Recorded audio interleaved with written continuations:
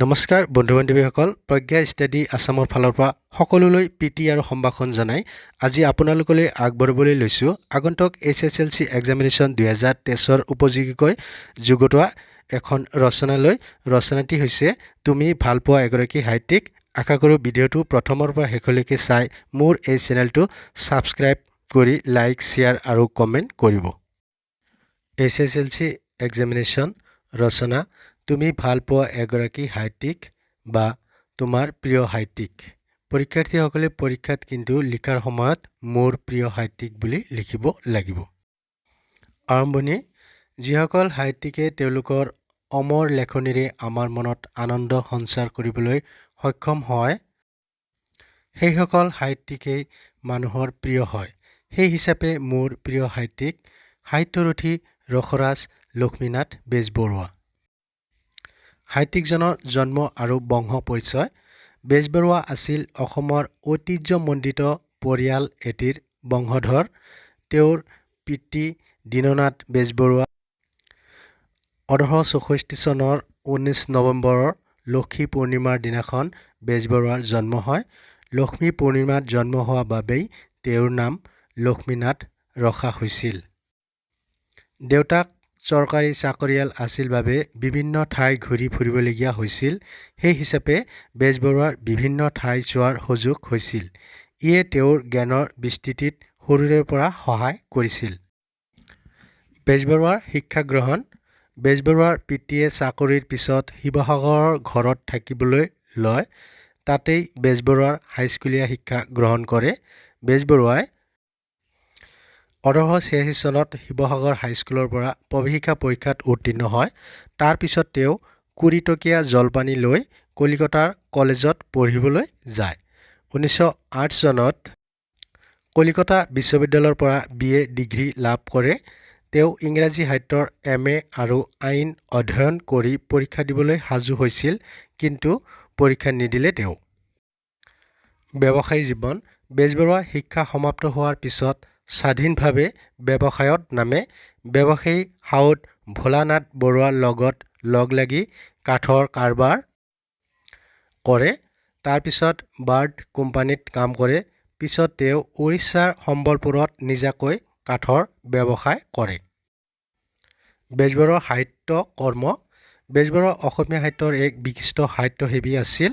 সাহিত্যৰ সকলো দিশতে বেজবৰুৱাৰ দখল আছিল। তেওঁ আছিল একেধাৰে কবি, নাট্যকাৰ, ঔপন্যাসিক, প্ৰবন্ধকাৰ, সমালোচক।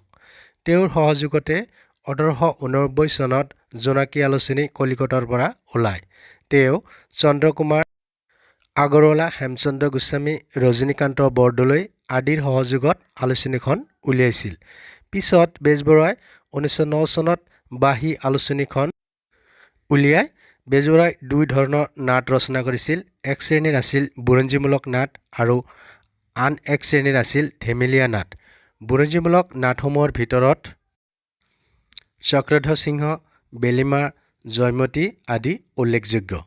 ধেমেলীয়া নাটসমূহৰ ভিতৰত নোমল, পাচনি, লিটিকাই, চিকৰপতি, নিকৰপতি আদি প্ৰধান। তেওঁ এগৰাকী সুদক্ষ চুটি গল্পকাৰো আছিল। তেওঁৰ দ্বাৰা ৰচিত চুটি গল্পৰ পুথিসমূহ হৈছে সুৰভি, জোনবিৰি, সাধুকথাৰ কুকি, কেহুকলি আদি প্ৰধান। তেখেতৰ জীৱনী গ্ৰন্থৰ ভিতৰত ডাঙৰীয়া দীননাথ বেজবৰুৱা, শ্ৰী শ্ৰী শংকৰদেৱ, শ্ৰী শ্ৰী শংকৰদেৱ মাধৱদেৱ, মোৰ জীৱন সোঁৱৰণ আদি। তেওঁৰ দ্বাৰা ৰচিত একমাত্ৰ উপন্যাসখনৰ নাম হ'ল পদুম কুঁৱৰী। কবিতা পুথি হ'ল কদমকলি। তত্ত্বমূলক পুথি হ'ল তত্ত্বকথা, কৃষ্ণকথা আদি। বেজবৰুৱাৰ সাধুকথাৰ সংগ্ৰহ হ'ল ককা দেউতা আৰু নাতি ল'ৰা, বুঢ়ী আইৰ সাধু, শিশু গ্ৰন্থ জোনোকা, ব্যংগাত্মক পুথি কৃপাবৰ বৰুৱাৰ কাকতৰ টোপোলা, বৰুৱাৰ উভুতনি, বৰবৰুৱাৰ ভাৱৰ বুৰবুৰণি, বৰবৰুৱাৰ বুলনি আদি। মোৰ প্ৰিয় সাহিত্যিক হোৱাৰ কাৰণ। বেজবৰুৱাৰ লেখনিৰ মূল উদ্দেশ্য আছিল এহাতে পাঠক সমাজক আনন্দ প্ৰদান আৰু আনহাতে অসমৰ উন্নতি তথা অসমীয়া সমাজখন নিষ্কলুষ কৰাৰ মনোভাৱ। বেজবৰুৱাই তেওঁৰ নাটক, কবিতা, গল্প, হাস্য, ব্যংগ আদি আটাইবোৰ ৰচনাৰ যোগেদি এই উদ্দেশ্য সাধন কৰিবলৈ চেষ্টা কৰিছিল। তেওঁৰ কবিতাৰ মাজেৰে প্ৰবাহিত দেশপ্ৰেম তথা অসম প্ৰেমৰ বাণীয়ে মানুহক উদ্বুদ্ধ কৰে। সাহিত্যৰ বিভিন্ন দিশত আগবঢ়োৱা মূল্যৱান অৱদানৰ বাবে তেওঁ অসমীয়া সাহিত্য জগতত সাহিত্যৰথী ৰূপে জনাজাত। তেওঁৰ ৰচনা পঢ়ি অন্তৰত হাঁহিৰ খোৰাক পোৱা যায়। তেওঁ সাহিত্যৰ যোগেদি বিমল হাস্যৰসৰ সোৱাদ দিব পাৰে। সেয়ে তেওঁ ৰসৰাজ উপাধিৰে বিভূষিত। তেওঁ সাহিত্য পঢ়ি সেই ৰস আৰু আনন্দ পোৱা যায়। মনত উৎসাহ উদ্দীপনা পোৱা যায়। সেয়ে বেজবৰুৱা মোৰ প্ৰিয় সাহিত্যিক। সামৰণি। বেজবৰুৱা এগৰাকী ব্যক্তিত্বসম্পন্ন পুৰুষ আছিল। 20 শতিকাৰ মাজভাগলৈকে তেখেতৰ লিখনি আৰু ব্যক্তিত্বৰ প্ৰভাৱ নপৰা অসমীয়া সাহিত্যক নাই বুলিয়ে ক'ব পাৰি। তেখেতৰ লিখনি আছিল নিভাঁজ, বলিষ্ঠ আৰু প্ৰভাৱশালী। বেজবৰুৱাদেৱৰ মৃত্যু এটা জাতিৰ ক্ষতি। সেই ক্ষতিৰ পূৰণ হ'ব তেতিয়া যেতিয়া আমাৰ নতুন পুৰুষসকলে তেখেতৰ আদৰ্শ অনুগমন কৰি ন ন সৃষ্টিৰ ভাষা জননীৰ বেদীলৈ বিবিধ অৰিহণা আগবঢ়াব। বন্ধু-বান্ধৱীসকল, ৰচনাটি ভাল লাগিলে মোৰ চেনেলটো ছাবস্ক্ৰাইব কৰি লাইক, শ্বেয়াৰ আৰু কমেণ্ট কৰিব। আকৌ লগ পাম নতুন এটি ভিডিঅ'ৰ সৈতে। তেতিয়ালৈকে সকলোলৈ পুনৰ নমস্কাৰ জনাই আজিলৈ সামৰিছোঁ।